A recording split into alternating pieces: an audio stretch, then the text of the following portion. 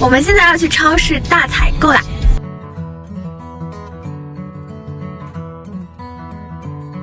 回家啦。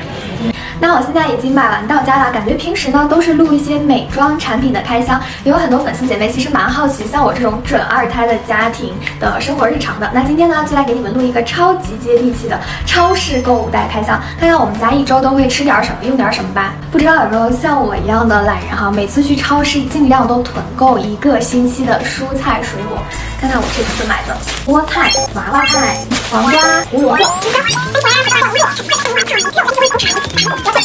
海带、章鱼、虾。要储存这么多的食材，家里一定要有一个容量超大的冰箱啦！当当，我们家用的就是这台西门子智能 eNoS 冰箱。一开始完全是被它的镜面玻璃吸引，简约大气，很有科技感。后来更是被它的智能贴心和实用征服。因为要囤大量的果蔬，对于冰箱的保鲜要求就很高。这台西门子冰箱采用的是智能 eNoS 系统，可以24小时实时监测食物新鲜程度，一旦有异味就会给手机 App 发送提醒，并开始自动净味除菌。这样冰箱里的食材囤再多也不担心有异味，而且在 App 提醒后，我就会把不太新鲜的食物拿出来，不让它们跟冰箱里新鲜的食材相互传染。